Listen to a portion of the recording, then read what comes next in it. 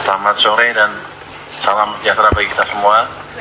Rekan-rekan media yang saya hormati, pada kesempatan hari ini kami kembali menyampaikan APBN kita, kinerja dan fakta. Kayak judul film aja nih. Judul apa? Acara TV. Cilet. Dengan realisasi hingga akhir November 2025. Paparan akan saya awali dengan perkembangan ekonomi terkini, baik global maupun domestik, dan selanjutnya Pak Suhasil Nazara Wamen akan menyampaikan perkembangan realisasi APBN. Oke, kita mulai aja. Untuk ekonomi global, prospek ekonomi global pada tahun 2025 masih cukup resilient. Kita mulai.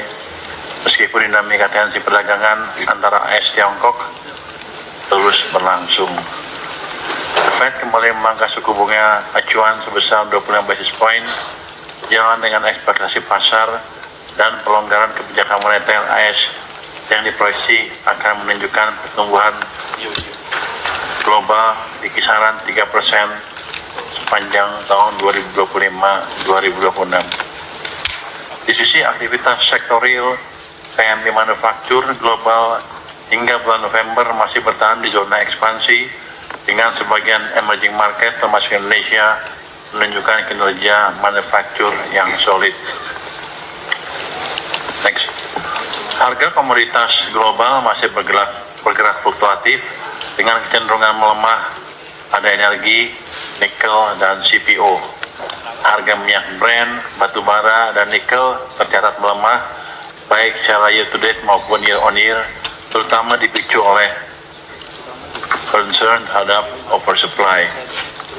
Sementara itu, harga CPO terkontraksi secara year to date sejak Oktober 2025 dipicu oleh peningkatan produksi, namun masih tumbuh 9,8% secara year on year. Sebaliknya, harga tembaga menguat baik year to date maupun year on year, didorong kekhawatiran gangguan pasokan, tarif AS untuk tembaga olahan, serta ekspansi pelonggaran kebijakan moneter Amerika Serikat. Next. Pada tahun 2025, IHSG sempat mengalami penurunan dan bergerak volatile pada semester 1, hingga pada semester 2 IHSG terus mengalami kenaikan. Sementara itu, di pasar obligasi negara, penurunan yield terjadi di banyak negara emerging, sedangkan banyak negara maju justru mengalami kenaikan yield akibat tekanan fiskal yang meningkat. Depresiasi rupiah yang masih relatif lebih moderat dibandingkan dengan sejumlah negara emerging lainnya, seperti India, Turki, dan Argentina. Ini menjadi indikator optimisme para pelaku pasar terhadap perekonomian Indonesia yang terus menguat. Di pasar keuangan domestik, aliran modal asing mulai kembali masuk, ditopang oleh menurunnya ekspektasi pasar atas depresiasi rupiah serta terjaganya currency risk dan country risk Indonesia pada level yang rendah. Itu Anda lihat kalau resiko depresi menurun di gambar yang paling kiri, itu panahnya tuh turun ke bawah terus, jadi itu menunjukkan ekspektasi depresiasinya menurun, artinya rupiah akan cenderung menguat ke depan.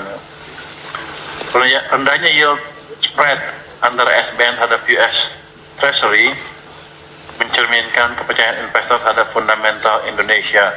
Kalau kita lihat yang gambar tengah atas tuh, yield spreadnya turun dari 2005 awal 240 basis point, sekarang turun ke 197 basis point. Itu mencerminkan kepercayaan investor meningkat. Pasar saham juga menunjukkan tren net inflow sejak bulan Oktober 2025. Sementara pasar SRBI dan SBN kembali mencatat inflow sejak memasuki bulan Desember. Kinerja IHSG yang ekspansif dan SBN yang positif mencerminkan keyakinan investor terhadap growth story Indonesia yang diperkuat dengan dukungan pemerintah melalui peran fiskal yang lebih aktif. Next. Oh, bisa balik sedikit. Balik sebelumnya. Ini saya tunjukkan tuh SBN yang di bawah kurva yang kanan bawahnya itu ada keterangan tuh SBN tadinya totalnya outflow tapi Desember sudah inflow 2,64 triliun.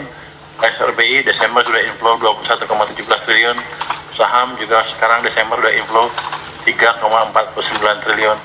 Jadi sepertinya ada perbalikan kepercayaan investor asing terhadap Indonesia. Jadi ini ya sebelumnya kan turun terus, jadi Desembernya udah balik, jadi kepercayaan ke kita sudah mulai menguat lagi. Oke, next. Sementara itu penempatan kas negara sebesar 200 triliun di Bank Umum diharapkan memperkuat likuiditas sistem keuangan dan sudah memperkuat. Dampaknya telah terlihat dari penurunan signifikan suku bunga deposito yang kami yakin akan segera diikuti oleh penurunan suku bunga kredit lebih signifikan lagi. Ke depan, jumlah uang beredar perlu terus ditingkatkan melalui penguatan efektivitas ekspansi likuiditas moneter untuk mendorong pertumbuhan ekonomi.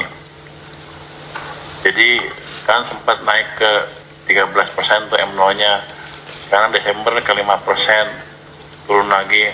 Tapi saya yakin menjelang minggu-minggu ke depan, ini hari-hari ke depan, likuiditas di sistem akan bertambah lagi setelah kita koordinasi dengan bank sentral, jadi mungkin akan double digit lagi. Jadi likuiditas sistem akan membaik, ekonomi akan lebih membaik lagi ke depan. Jadi reaksi September, Oktober kemarin yang agak sedikit euforia akan kembali lagi ke sistem. Jadi prospek ekonomi kita ke depan akan semakin bagus lagi. Kami dengan bank sentral sekarang lebih dekat koordinasinya dibanding sebelum-sebelumnya. Seiring berjalannya waktu, transmisi kebijakan ini diharapkan semakin kuat sehingga penurunan suku bunga kredit dapat mendorong pembiayaan yang lebih efisien dan mempercepat aliran likuiditas ke sektor real. Surplus perdagangan Indonesia tetap berlanjut meskipun laju ekspor dan impor mulai melambat seiring merendahnya efek front loading. Secara kumulatif, surplus Januari sampai November meningkat signifikan dibanding periode yang sama tahun sebelumnya. Coba kalau Anda lihat gambar kiri bawah, neraca perdagangan kumulatif itu naiknya sebesar 32,3%. Jadi net impact dari perkembangan global ke kita malah membaik. Jadi global mendukung atau terus menopang recovery ekonomi kita atau pertumbuhan ekonomi kita yang akan semakin cepat. Kinerja ekspor kumulatif Januari hingga November 2025 tetap solid dengan pertumbuhan 5,7% year on year, terutama ditopang komoditas bernilai tambah dan industri manufaktur seperti logam dasar, CPO, kimia dasar, dan semikonduktor. Impor juga tumbuh sehat, dorong kebutuhan barang modal berupa peralatan komunikasi dan komputer. Ini mengindikasikan aktivitas investasi dan prospek pertumbuhan ekonomi yang tetap terjaga. Ya. Sementara itu tingkat inflasi masih terjaga dalam kisaran yang ditetapkan, yaitu 2,5 plus minus 1%. Inflasi inti masih bergerak stabil, menguat, mencerminkan tingkat permintaan yang masih tumbuh. Komponen administered price masih bergerak rendah, didukung kebijakan energi nasional yang akomodatif. Inflasi volatile food tetap terus diwaspadai meskipun sempat melambat di bulan November. Masuknya musim penghujan dan risiko bencana menjadi perhatian serius. Salah satu kebijakan yang dilakukan adalah memperkuat peran Bulog dan stabilisasi harga pangan serta sinergi kebijakan dengan Bank Indonesia. Ini terus diperkuat melalui TPID, TPIP untuk menjaga target inflasi. Sementara itu, penciptaan iklim investasi yang kondusif adalah kunci untuk pertumbuhan yang tinggi ke depannya. Satgas antar kementerian lembaga secara resmi meluncurkan kanal layanan aduan debottlenecking pada Selasa 16 Desember lalu. Berbagai isu masuk cakupan yang dapat dilaporkan diantaranya perizinan, perpajakan, lahan dan tata ruang, energi, infrastruktur, dan isu utama lainnya. Per hari ini sudah masuk 4 aduan atas isu pendanaan dan pembiayaan, penegakan hukum yang belum masuk pengadilan, lahan dan tata ruang, serta perizinan berusaha. Keempat aduan tersebut saat ini dalam proses tindak lanjut oleh Pokja dan kementerian lembaga terkait dan dapat dipantau oleh masyarakat sebagai bentuk transparansi. Jadi itu ada homepage-nya ya. Itu disebut lapor Satgas 2 PSP Go ID. Anda bisa cek di situ. Di situ ada dimasukkan, nanti Anda bisa lihat kasus yang masuk seperti apa, statusnya seperti apa. Senin targetnya akan disidangkan ya. Saya akan memimpin sidang itu untuk memastikan yang diadukan mulai bisa ditangani secara bertahap. Indikator konsumsi dan mobilitas seperti penjualan retail dan penjualan kendaraan bermotor tetap tumbuh dan mencerminkan daya beli yang terjaga dan optimisme masyarakat. Mobilitas ekonomi dan bisnis yang tercermin pada penjualan BBM, baik subsidi maupun non-subsidi, konsisten, ekspansif, dan memperkuat aktivitas perekonomian. Konsumsi listrik, rumah tangga, dan industri relatif stabil dengan peningkatan di konsumsi listrik bisnis. Di sisi produksi, aktivitas manufaktur bertahan di zona ekspansi, didukung kenaikan permintaan domestik, terutama menyambut momen Nataru, Imlek, serta Ramadan dan Idul Fitri yang jatuh pada kuartal 1 2026. Kalau Anda lihat gambar di sini, itu yang kiri atas, itu indeks penjualan retail, indeks penjualan real menguat. Itu sekarang posisinya tertinggi sepanjang tahun ini. Jadi kelihatannya masyarakat sudah agak pulih daya belinya dan sudah belanja lebih tinggi dari yang sebelumnya. Terus kalau Anda lihat yang bawahnya lagi, yang kanan aja, kanan bawah, PMI itu naik ke level yang tertinggi sepanjang tahun ini mungkin. Artinya produsen juga melihat permintaan naik sehingga mereka meningkatkan rencana produksinya.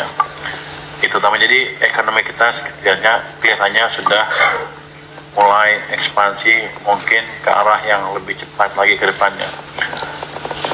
Realisasi asumsi dasar ekonomi makro 2025 hingga November 2025 mencerminkan fondasi ekonomi yang tetap solid. Pertumbuhan ekonomi diproyeksikan tetap kuat dan on track, mendukung target pertumbuhan 2025 sebesar 5,2%. Daya beli masyarakat mendukung konsumsi dengan stimulus ekonomi dan belanja sosial. Investasi tetap positif dan kuat adanya upaya debottlenecking.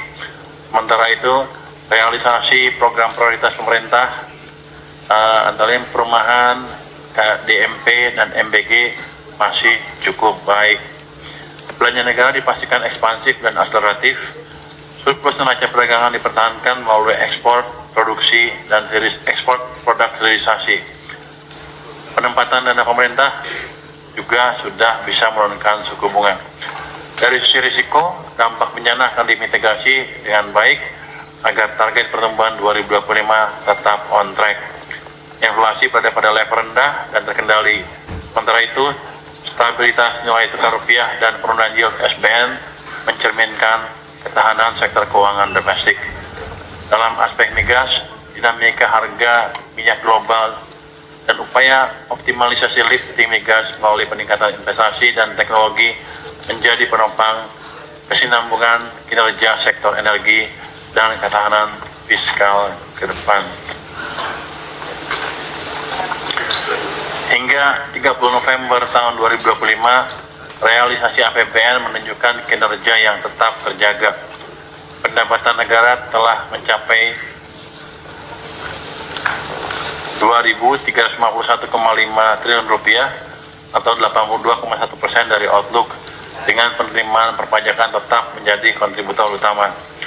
Di sisi belanja, realisasi belanja negara mencapai 2.911,8 triliun rupiah atau 82,5% dari outlook. Ini mencerminkan belanja pemerintah yang terus diarahkan untuk menjaga momentum pertumbuhan ekonomi dan mendukung program prioritas. Dengan perkembangan tersebut, defisit APBN tercatat sebesar 560,3 triliun rupiah atau 2,35% terhadap PDB. Ini masih dalam batas yang terkelola dan sesuai dengan desain APBN kita. Sementara itu, keseimbangan primer mencatat defisit sebesar 82,2 triliun rupiah. Ini menunjukkan pengelolaan fiskal yang tetap prudent di tengah berbagai tantangan global. Nanti sebelum kita serahkan ke Paswa, ini pasti teman-teman nanya pajak gimana sih, apa yang kita perbaiki di pajak. Pajak untuk Kortek sudah bisa kita perbaiki dan sekarang sudah berjalan dengan baik, tapi tetap aja mungkin ke depan akan kita perbaiki kalau ada ketidaksempurnaan yang ada. Tapi kemarin kita sudah tes dengan berapa? 60.000 orang login sekaligus di Kortek, dan Kortek yang bisa berjalan dengan baik. Mungkin Pak Bimo bisa menjelaskan sedikit tentang Kortek, statusnya seperti apa sekarang.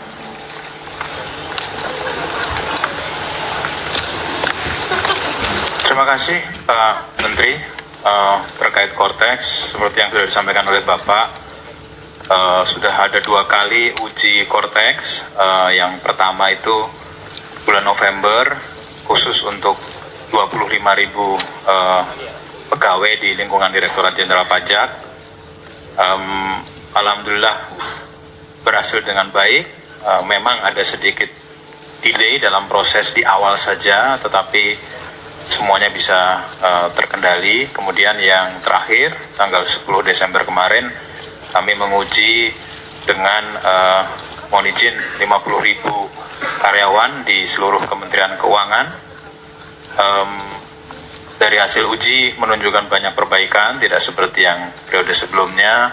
Mudah-mudahan sampai nanti di periode 31 Maret 2026 itu akan ada penyampaian SPT orang pribadi. Kami perkirakan sekitar 13 juta wajib pajak.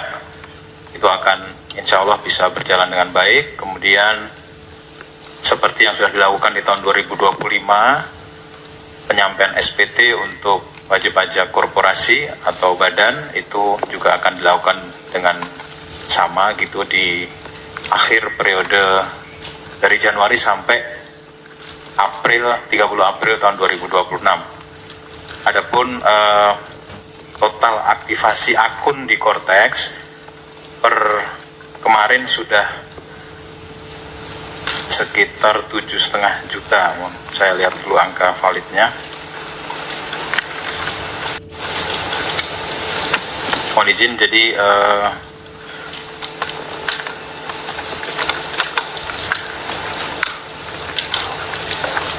jumlah wajib pajak yang wajib lapor SPT tahun 2024 ada 14,9 juta.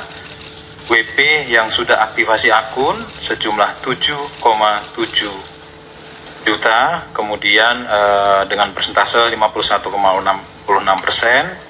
Dari 7,7 juta wajib pajak yang sudah aktivasi akun, yang sudah membuat kode otorisasi dan sertifikat elektronik ada 4,8 juta atau sekitar 32,38%. Demikian Pak Menteri, kami laporkan. Terima kasih Pak Bimo. Jadi kita perbaiki itu sistem digital perpajakan kita. Saya harap tahun depan kita akan lebih efisien dalam pengumpulan pajak dengan target yang bisa lebih tinggi lagi. Ada satu lagi yang ingin saya update sebelum masuk ke Paswa hasil, yaitu kepabeanan dan cukai. Bea Cukai sekarang lebih aktif melakukan razia dan pemeriksaan, dan mereka sudah hampir sulit disogok lagi. Jadi penangkapannya semakin besar dan semakin besar. Ini ada rangkaian penindakan terbesar. Ini akan dapat 11 juta batang rokok ilegal. Ini ada 3 orang tersangka WNA ditangkap oleh Bea Cukai di Bandara Soekarno-Hatta. Jadi pada tanggal 11 Desember 2025, Bea Cukai Atambua bersama Kanwil Bea Cukai Bali, NTB dan NTT bersinergi dengan imigrasi Atambua, Polres Belu, dan Polres Timur Tengah Utara telah melakukan penindakan terhadap peredaran barang cukai kena rokok berupa rokok ilegal dengan jumlah 11 juta tadi, 11 juta batang. Penindakan ini merupakan hasil kerja intelijen dan tindak lanjut atas informasi masyarakat terkait dugaan peredaran rokok ilegal di wilayah perbatasan. Berdasarkan hasil pengembangan, petugas menemukan lokasi penimbunan lain berupa gudang di Kamenveru, Kabupaten Timur Tengah Utara. Dari gudang itu terdapat 1.100 karton rokok merek Marlboro dan Marlboro Gold yang diduga dilekati pita cukai palsu.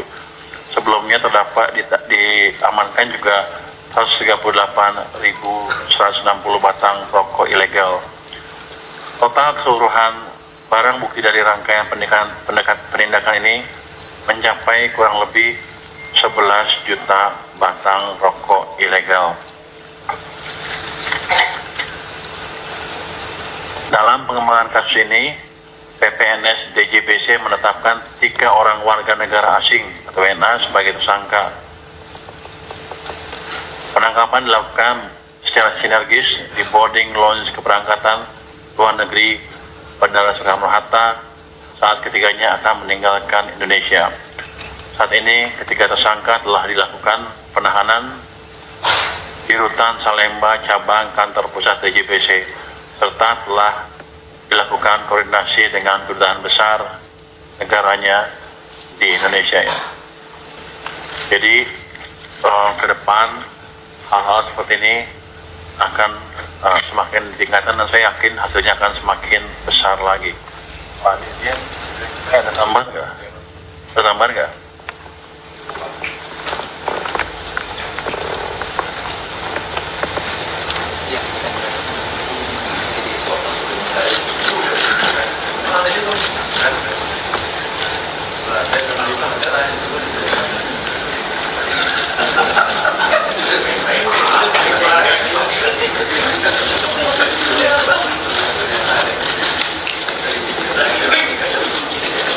Oke, saya pikir clear.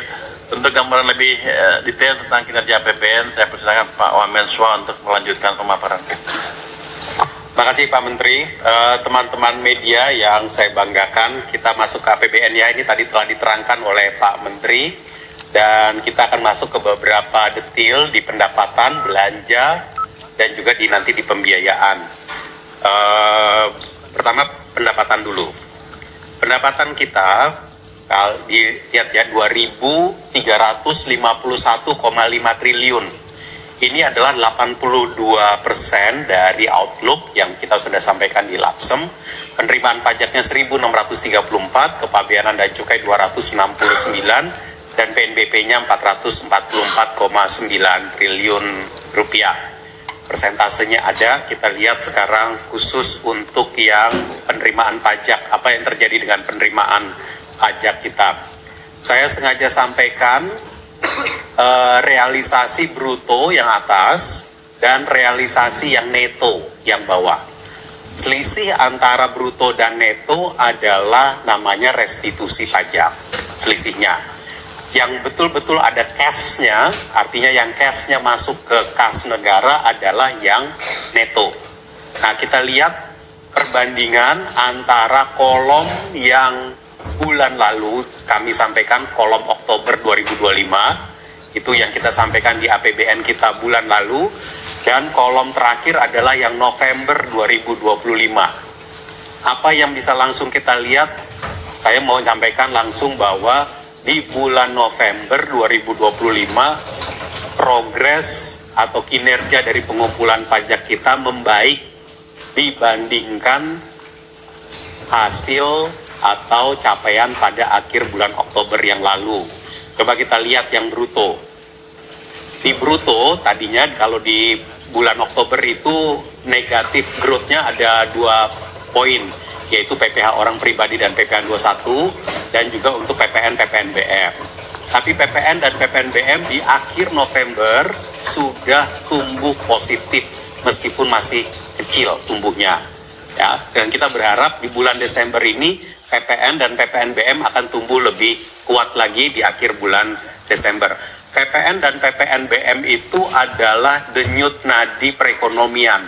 Kenapa? Karena pajak pertambahan nilai PPN itu dibayarkan kalau ada transaksi. Kalau tidak ada transaksi, tidak ada PPN-nya. Jadi kalau PPN-nya sudah tumbuh positif, berarti transaksi sudah tumbuh positif. Ini adalah denyut nadi perekonomian kita yang kita ukur lewat pajak pertambahan nilai. Namun PPN dan PPNBM ini ada restitusinya. Nah, restitusinya membuat pertumbuhannya sebenarnya masih negatif. Jadi kita lihat yang di bawah. Setelah restitusi, PPN dan PPNBM itu masih tumbuh negatif. Di akhir bulan November tumbuh negatif 6,6% dibandingkan November 2024. Kalau dibandingkan dengan Oktober itu tumbuh negatifnya 10,3%. Jadi ada perbaikan, namun kita tetap berharap bahwa di Desember ini akan terjadi perbaikan yang lebih baik lagi. Kalau kita lihat untuk PPh Badan di November ini kita lihat di brutonya positif seperti halnya bulan lalu, tapi secara neto juga ada restitusi sehingga dia masih juga negatif.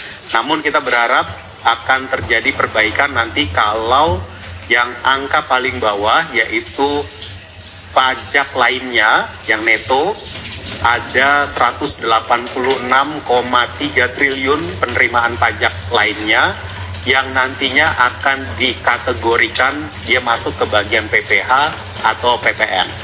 Ini adalah fitur yang ada di dalam korteks kita, jadi wajib pajak itu bisa membayar terlebih dahulu, lalu kemudian nanti diofisialkan pembayarannya itu, kategorinya diofisialkan setelah dia menyampaikan SPT pajaknya masing-masing. Jadi ini kita akan lihat bagaimana perkembangannya. Secara total kalau dilihat langsung saja pajak neto per bulan di sebelah kanan bawah itu bulan November itu secara man on man di bulan November garis hijau paling kanan secara man on man akhir bulan November sudah tumbuh 2,5%. Kalau dilihat di akhir Oktober kemarin secara neto baru tumbuh 0,7%. Bulan sebelumnya baru tumbuh 1%, bahkan di bulan Agustus terjadi pertumbuhan negatif untuk total pajak neto. Tapi sekarang akhir bulan November pajak netonya sudah menjadi pertumbuhan 2,5%. Ini adalah rekap dari pajak kita, dan dengan tadi telah disampaikan juga tentang korteks. Moga-moga ini akan terus membaik ke depan sejalan dengan perbaikan gerak ekonomi juga yang tadi disampaikan oleh Pak Menteri. Termasuk PMI-nya tadi udah naik ke 53, ini juga bagus. Slide berikutnya adalah penerimaan kepabeanan dan cukai. Telah dikumpulkan 269,4 triliun yang merupakan 89,3% dari APBN, yang berarti ini pertumbuhan penerimaan kepabeanan dan cukai tumbuh 4,5%. Kalau mau melihat perkembangan penerimaan bulannya bisa dilihat di sebelah kanan atas. Cukainya sendiri 198,2 triliun, ini tumbuh 2,8% dibandingkan tahun lalu. Bea keluar 24,3 triliun, ini sudah hampir 6 kali lipat dari target APBN. Target APBN-nya hanya sekitar 4 triliunan kalau saya nggak salah bea keluar itu. Dan tumbuhnya adalah didorong karena kenaikan harga CPO dan juga volume ekspor dari sawit. Dan juga kebijakan ekspor konsentrat tembaga sudah memberikan hasil. Kita nanti ada beberapa kebijakan bea keluar yang akan segera berlaku di mulai tahun 2026.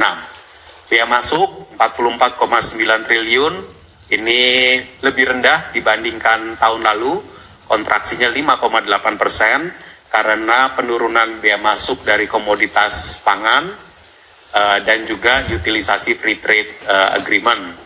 Yang dari komoditas pangan itu karena 2024 kita impor beras cukup banyak. Tahun ini kita tidak impor beras. Tapi tolong dilihat sebelah kiri bawah. Sebelah kiri bawah adalah jumlah penindakan untuk yang terutama rokok ilegal. 17.641 kali penindakan telah dilakukan. Dan ini menghasilkan 1 miliar juta batang rokok ilegal. Tadi yang disampaikan oleh Pak Menteri adalah satu penangkapan yang terakhir tanggal 10 Desember yang lalu, 11 juta batang. Tapi kalau dijumlahkan apa yang telah dilakukan oleh seluruh aparat Bea Cukai dari awal tahun sampai dengan saat ini sudah 1 miliar batang. Betapa banyaknya jumlah rokok ilegal yang beredar di luar sana, baik yang dari dalam negeri maupun dari impor, dan ini tentu harus kita kurangi secara cepat. Karena itu kepada seluruh aparat Bea Cukai akan terus melakukan upaya penindakan ini, penindakan tersebut, dan tetap bekerja sama dengan para aparat penegak hukum yang lain. 1 miliar ini angka yang cukup besar, tapi kalau kita lihat berapa jumlah sesungguhnya di luar sana, jauh lebih besar dari 1 miliar batang. Masih banyak rokok ilegal yang beredar di luar dan kemudian nanti mempengaruhi kehidupan masyarakat kita. Berikutnya ke bagian berikutnya, realisasi PNBP 444,9 triliun rupiah. Kalau dilihat ke APBN-nya, kalau dilihat lagi tadi ke postur, sebenarnya PNBP ini targetnya adalah 477 triliun rupiah. 477 triliun rupiah karena kita telah memperhitungkan juga yang namanya dividen BUMN yang disetorkan ke Danantara, bukan lagi disetorkan ke APBN. Dan itu kira-kira 80 triliun rupiah. Detil dari PNBP ini adalah untuk SDA Migas 94 triliun, SDA non-Migas 125 triliun, kekayaan negara yang dipisahkan ini dividen BUMN hanya 11,9 karena 80 triliunnya disetorkan ke Danantara, PNBP lainnya 111,9 triliun, dan penerimaan PNBP dari badan-badan layanan umum 90,9 triliun. PNBP sumber daya alam seperti dilihat di sebelah kanan, ini ada tekanan dibandingkan tahun lalu dan penyebabnya adalah ya terkontraksi sekitar SDA Migas ini terkontraksi sekitar 12,4% karena ada pelemahan ICP, penurunan lifting gas bumi, dan lifting minyak bumi yang belum sesuai dengan target APBN. Lifting minyak buminya ada peningkatan dibandingkan tahun lalu, tapi masih tetap di bawah dari target atau asumsi dasar APBN yang tadi disampaikan di depan. PNBP SDA Minerba yang kontribusinya adalah 92% dari PNBP SDA non-migas tumbuh 0,7% karena ada peningkatan tarif PNBP dari komoditas mineral, dampak implementasi dari PP 19/2025, namun harga dari batu bara itu mengalami penurunan. Jadi kombinasi dari berbagai hal, termasuk juga kombinasi dari kurs. Teman-teman media semua, sekarang saya ingin secara cepat masuk ke belanja negara. Belanja negara telah dibelanjakan sejumlah 2.911,8 triliun rupiah, yang berarti juga sekitar 82,5% dari APBN.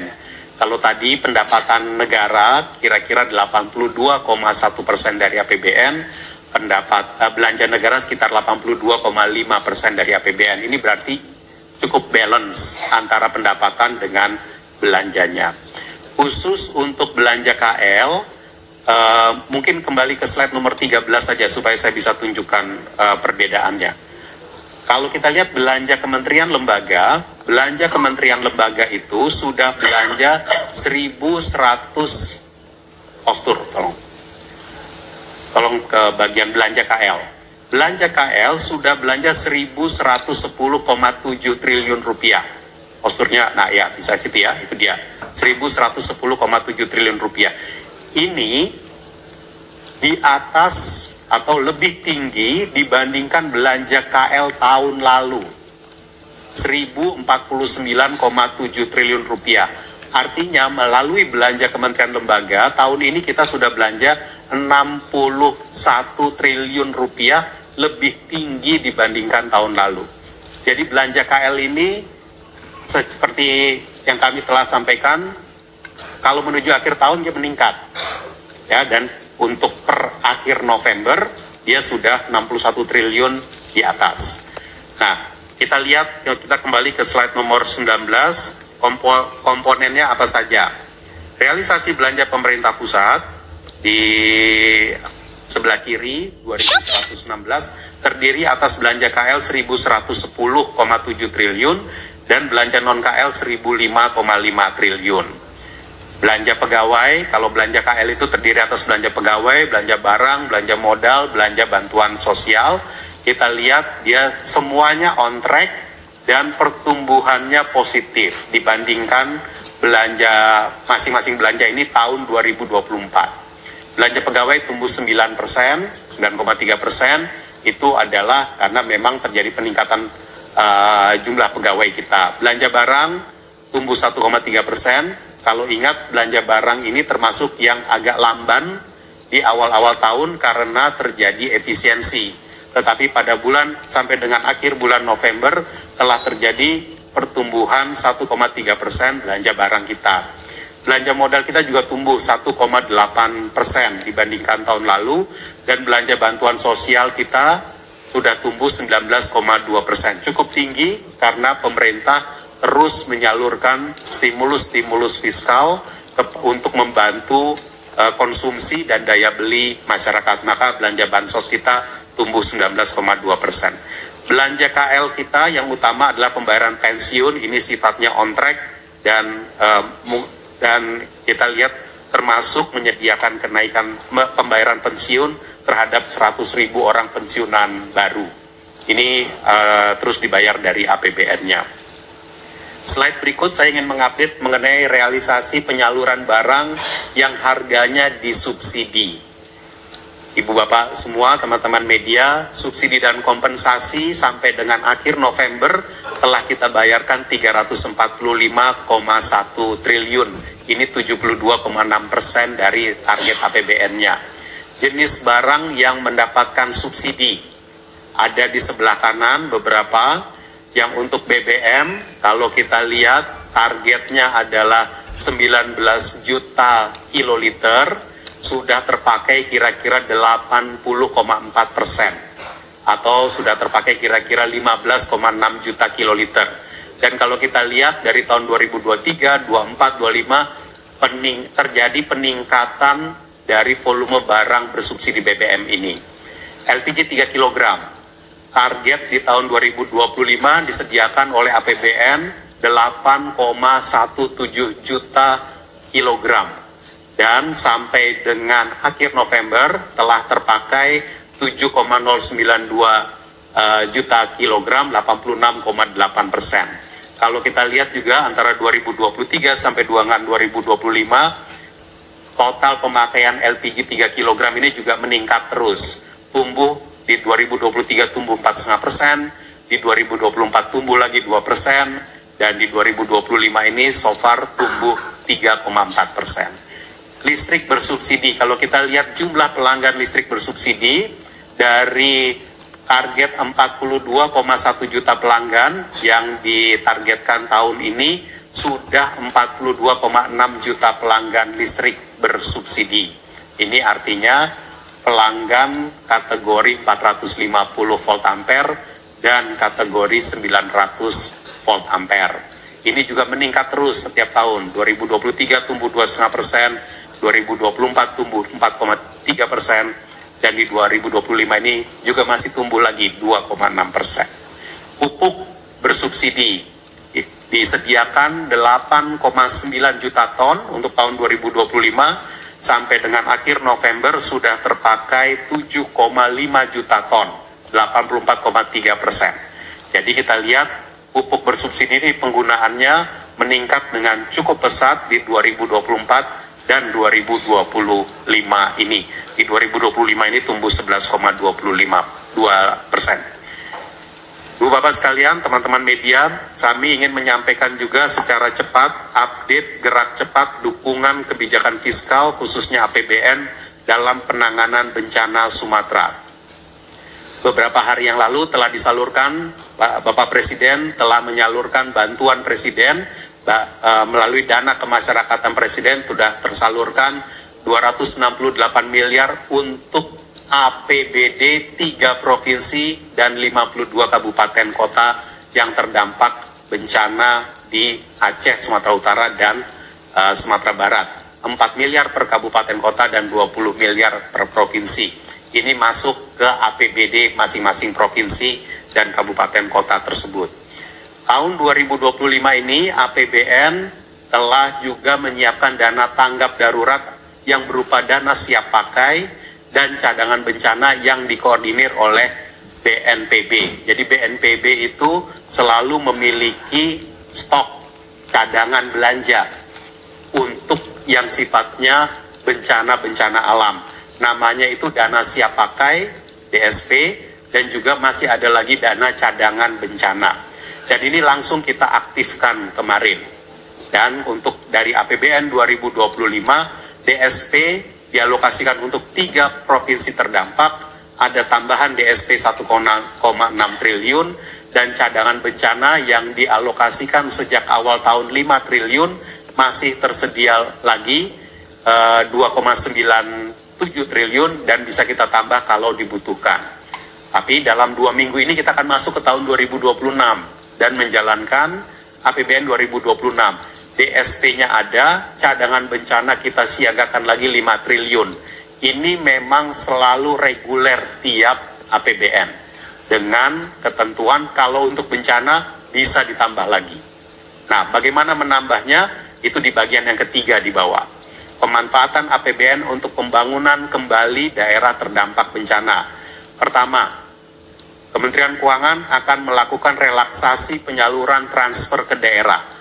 Untuk daerah terdampak bencana, transfer ke daerah 2025 akan sudah ditransfer semua, 2026 akan kita lakukan transfer tanpa syarat salur. Karena kita memahami teman-teman di pemerintah daerah membutuhkan gerak cepat, dana tersedia, dan jangan sampai terkendala hanya oleh administrasi penyaluran. Jadi kita akan salurkan tanpa syarat salur. Total TKD yang akan tanpa syarat salur di 2026 43,8 triliun. Selain itu, kita juga melihat bahwa sejumlah daerah, kabupaten kota yang terdampak bencana itu memiliki pinjaman PEN. Pinjaman PEN adalah pinjaman Pemda yang dikeluarkan ketika kita melakukan pemulihan ekonomi nasional saat COVID-19 yang lalu. Pinjaman ini banyak yang digunakan untuk membangun infrastruktur. Karena itu kita akan melakukan assessment, melihat infrastrukturnya. Kalau infrastrukturnya masih bisa dipakai, kita siap untuk memberikan restrukturisasi pinjaman. Diperpanjang tenornya dan dikurangi cicilannya. Tapi kalau infrastrukturnya sudah rusak berat, bahkan kalau sudah terdampak longsor kemudian sudah sama sekali tidak bisa dipakai, maka kita bisa melakukan penghapusan atas pinjaman tersebut sehingga tidak menjadi beban pemerintah daerah. Nah, tapi supaya tata kelolanya baik, maka akan dilakukan assessment. Dan kita akan bekerja sama meminta BPKP dan juga melihat kepada Pemda untuk melakukan assessment seperti apa kondisi infrastruktur tersebut. Kemudian juga APBN akan melakukan percepatan klaim asuransi barang milik negara oleh sejumlah KL yang telah mengasuransikan barang milik negaranya. Jadi teman-teman media, sejumlah kementerian dan lembaga mengasuransikan barang milik negara mereka, dan sebagian dari barang milik negara itu ada yang di daerah bencana. Jadi kalau BMN-nya itu diasuransikan kepada perusahaan asuransi, maka dan sekarang terkena bencana, maka itu harusnya bisa kita klaim asuransinya. Uang klaimnya kita pakai untuk membangun kembali. Nah, Menteri Keuangan, Pak Menteri telah mengeluarkan surat edaran dari Menteri Keuangan kepada KL-KL ini supaya segera mengidentifikasi dan melakukan percepatan pengajuan klaim asuransi BMN bagi kementerian lembaga yang telah mengasuransikan BMN-nya. Sekaligus melakukan koordinasi dengan OJK agar relaksasi percepatan klaim asuransi BMN ini bisa dilakukan. Ini adalah pembelajaran yang baik untuk kita karena ke depan harusnya barang milik negara itu kita asuransikan. Kalau sampai ada bencana yang tidak kita inginkan, maka kita resiko-resiko kita sebagian bisa tercover oleh asuransi. Kemudian selain itu juga di tahun 2026 kita akan siap melakukan penyaluran pooling fund bencana yang saat ini dikelola oleh Badan Pengelola Dana Lingkungan Hidup. Itu nanti ada tata kelolanya, kita akan segera lakukan sehingga kita bisa memperkuat APBN untuk membangun kembali. Untuk keseluruhan 2026 atau keseluruhan estimasi kebutuhannya 51 triliun. Kita akan melakukan ini dengan berbagai macam sumber. Satu, Pak Menteri telah mengatakan ada reprioritisasi 2026. Pemanfaatan alokasi belanja yang tidak perlu. Dan karena itu 2026 kita temukan. Dan kita akan alokasikan untuk memenuhi kebutuhan pembangunan kembali daerah bencana. Ada pemanfaatan anggaran infrastruktur KL. Ada sejumlah impres infrastruktur 2026 yang telah kita alokasikan dalam APBN 2026. Ini juga akan kita minta kepada Kementerian PU, Kementerian Perhubungan, dan kementerian lain yang menjalankan impres agar memprioritaskan daerah bencana. Pembangunan kembali daerah bencana di 2026. Jadi dukungan fiskal ini dari berbagai macam sudut, dari berbagai macam angle, tapi kita koordinasikan semua karena untuk menangani daerah bencana ini. Teman-teman media semua, saya masuk ke slide berikutnya yaitu tentang realisasi transfer ke daerah. Realisasi TKD di akhir November adalah 795,6 triliun. Kalau kita lihat lagi, nanti teman-teman media bisa melihat lagi tabel postur di depan. Target penyaluran transfer ke daerah adalah 864 triliun. Dan saat ini telah ditransfer 795. Kalau kita lihat, kita bandingkan dengan Oktober bulan lalu, transfernya adalah 713,4. Berarti selama bulan November saja telah dilakukan transfer 82 triliun ke seluruh pemerintah daerah di Indonesia. Kalau kita lihat komponennya, komponen yang paling tinggi pertumbuhannya adalah untuk dana bagi hasil dan juga untuk dana alokasi khusus non-fisik non-fisik. Nah, kalau kita pasangkan dengan realisasi belanja APBD di akhir November adalah 922,5 triliun. Pada akhir November. Pada akhir Oktober bulan lalu, belanjanya Pemda itu baru 808,5 triliun. Berarti selama bulan November saja, Pemda telah belanja 114 triliun. Yang memang belanja ini lebih tinggi dibandingkan angka transfer selama bulan November yang tadi saya sebut 82 triliun. Karena itu kita bisa lihat di stok saldo rekening Pemda terjadi penurunan. Kalau di angka yang lalu akhir Oktober itu saya sampaikan rekening kas umum daerah itu 230,1 triliun, maka pada akhir November ini rekening kas Pemda itu 218,2 triliun. Mengalami penurunan, namun belanja Pemda itu harusnya bisa lebih tinggi lagi. Karena realisasi belanja yang di atas 922,5 triliun itu baru 65,3% dari pagu. Kita berharap Pemda akan terus mempercepat belanja di bulan Desember ini supaya manfaat bagi masyarakat bisa lebih cepat dan lebih tinggi lagi. Teman-teman media, sekarang saya ingin mengupdate sedikit mengenai beberapa program prioritas pemerintah, beberapa slide. Program prioritas pemerintah seperti yang telah kami laporkan secara rutin setiap bulan, sekarang ini sudah 81,2% terlaksana atau 752,7 triliun. Kalau yang dilihat sebelah kiri adalah program-program yang sifatnya itu reguler, makanya sudah banyak yang hampir mencapai 90% lebih. Kita lihat 90%, dan seterusnya. Kalau yang mana yang relatif rendah? Yang relatif rendah ada beberapa hal. Sekolah rakyat itu relatif rendah karena akan dilanjutkan pembangunan.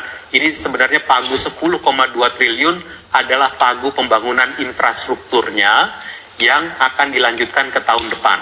Maka itu serapan di tahun ini mungkin baru serapan untuk uang muka, tapi kemudian akan dilanjutkan tahun depan. Mana lagi yang relatif rendah? Yang juga relatif rendah adalah yang sifatnya tinggal bayar. Di sebelah kanan itu ada untuk bendungan, irigasi, sarpras, dan juga preservasi jalan dan jembatan. Ini banyak dilaksanakan oleh teman-teman di Kementerian PU, dan ini rata-rata sudah dikerjakan, tapi menunggu administrasi pencairan untuk pembayaran. Jadi kita optimis ini akan on track menuju akhir tahun, akan menuju ke 90% lebih.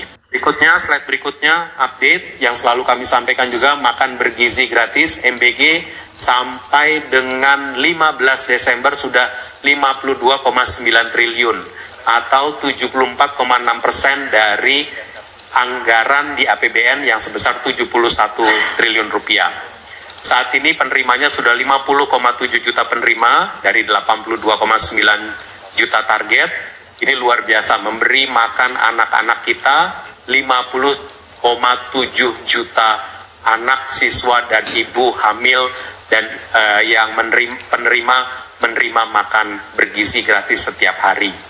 Dilaksanakan oleh 17.555 SPPG dan sudah menyerap 741.985 pekerja. Kredit usaha rakyat, ini juga kami update sejak beberapa bulan yang lalu. Saat ini realisasi penyaluran KUR sudah mencapai 250,8 triliun rupiah. Ini kreditnya, total kreditnya. 87,7% dari pagu. Pagunya 286 triliun. Nah, KUR ini dia diterima oleh 4,2 juta debitur, dan para debitur KUR ini membayar bunganya 6% saja. Sementara selisih bunganya dibayar oleh APBN. Saat ini sampai dengan akhir November realisasi subsidi bunga KUR sudah dibayar oleh APBN mencapai 26 triliun rupiah. Dan tentu ini akan bergulir terus, dan untuk pembayaran tagihan subsidi ini akan terus kita lakukan sesuai dengan realisasi dari KUR-nya itu sendiri. Khusus untuk KUR, ini juga telah diumumkan beberapa hari yang lalu insentif KUR untuk bencana Sumatera.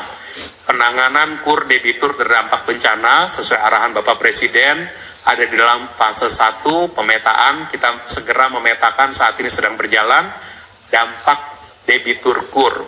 Fase kedua, penghapusan kewajiban bagi usaha yang tidak bisa lanjut, relaksasi bagi debitur lain. Relaksasinya bisa tenornya, bisa grace periodnya, atau suplesi. Lalu subsidi bunga, subsidi marginnya 0% di tahun 2026 dan 3% 2027. Fase 3, relaksasi bagi debitur KUR yang baru dengan bunga 0 dan di 2026 dan bunga 3% di 2027. Grace periodnya diberikan dan pelonggaran syarat KUR. Tentu ini akan membutuhkan anggaran, karena itu kita akan mengalokasikan tambahan subsidi untuk KUR 2,14 triliun dialokasikan 2026 dan 2027 nantinya. Di berikutnya update mengenai stimulus ekonomi. Saya rasa yang sebelah kiri atas BLT Sejahtera telah berjalan, realisasi sampai 30 November 25,3 triliun diterima oleh 28,1 juta penerima manfaat. Dukungan pembangunan gudang Bulog sudah berjalan, sekarang sedang dalam proses. dan hilirisasi pengembangan replanting komoditas juga sudah berjalan. Khusus program magang, kalau bulan lalu mungkin di APBN kita menyampaikan batch 1 sudah diterima 13.000 orang. Saat ini kita juga sudah mencatat penerimaan batch 2 59.512 orang dan batch 3 jumlah peserta 24.908 orang. Totalnya 97.972 orang, berarti untuk program magang di tahun 2025 yang kita sediakan untuk 100.000 program, 100.000 peserta magang sudah terpenuhi, sudah sangat dekat dengan 100.000 alokasi. Tapi kita kalau masih ada tetap kita ingin realisasikan, maka itu kita sampaikan itu websitenya maganghub.kemnaker.go.id. Seyogianya masih bisa kita jalankan terus. Realisasi sampai dengan 16 Desember relatif masih rendah, 64,5 miliar karena menunggu proses administrasi saja.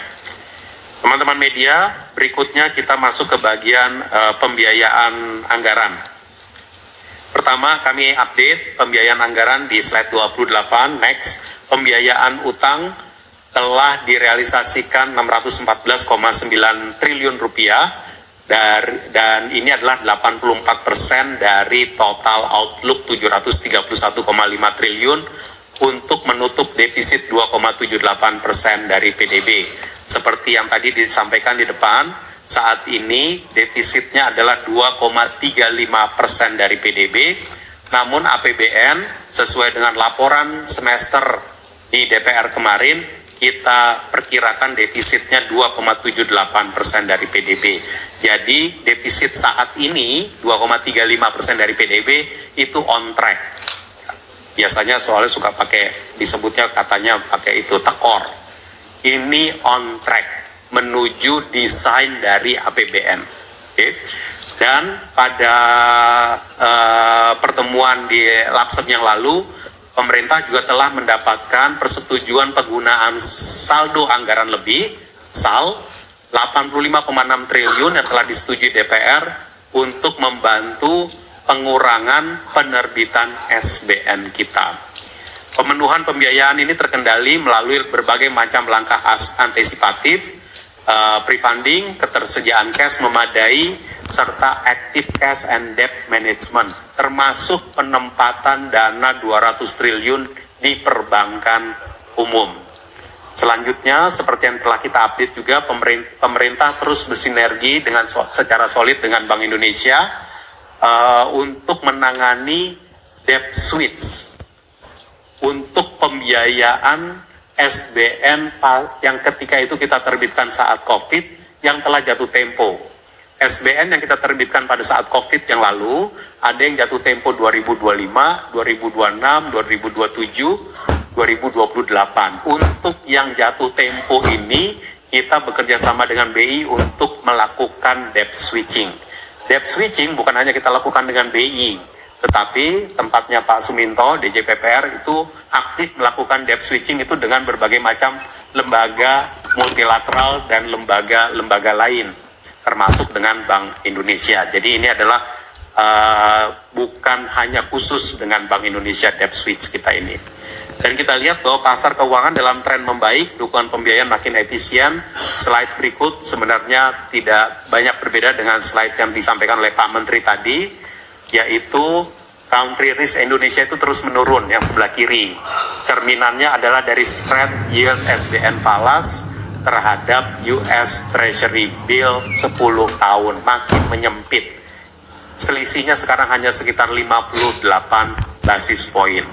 Kalau untuk SBN rupiah yang 10 tahun dengan USD 10 tahun, jadi sama-sama 10 tahun, tetapi beda currency, spreadnya itu 197 basis poin, di bawah 200. Lihat perbandingan Indonesia dengan Filipina, dengan Brazil, dengan Meksiko, dan South Africa di yang bawahnya. Jadi spread kita itu sangat-sangat kompetitif.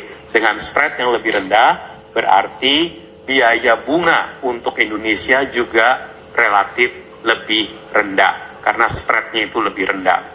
Dan yang di sebelah kanan ini tadi juga telah disampaikan oleh Pak Menteri, pada bulan Desember terjadi inflow 2,64 triliun untuk SBN kita. Jadi kepercayaan kepada SBN kita tetap baik dan terus membaik, dan meskipun secara year to date masih outflow 1,8 triliun, tapi kita berharap di bulan Desember ini akan segera bisa diselesaikan. Terakhir kami update kepada teman-teman media, sebagian mungkin juga mengikuti, telah dilakukan di APBN 2025 memang terjadwal adanya penyertaan modal negara PMN kepada BUMN, dan untuk itu telah dilakukan rapat kerja Menteri Keuangan dengan Komisi 11 tanggal 8 Desember yang lain, menyepakati PMN untuk kebutuhan BUMN sebagai berikut. Dan Anda bisa lihat bahwa dari Danantara juga hadir ketika itu bersama dengan Pak Menteri Keuangan. Untuk kereta api Indonesia 1,8 triliun, untuk Inka, industri kereta api, itu 0,473 triliun, meningkatkan kapasitas produksi penyediaan sarana perkereta-apian. Untuk Pelni, ini adalah kelanjutan 2,5 triliun, lanjutan PMN dari yang sebelumnya. Dan juga untuk SMF, PT SMF kita 6,684 triliun untuk mendukung FLPP penyediaan rumah bersubsidi dengan harga bersubsidi. Moga-moga dengan persetujuan DPR ini bisa kita selesaikan, dan PMN ini kita selesaikan, kita bayarkan pada bulan Desember ini. Demikian Pak Menteri, teman-teman media, update detail dari APBN kita, dan saya kembalikan kepada Pak Menteri untuk penutupnya. Terima kasih Pak. Terima kasih Pak Wamen.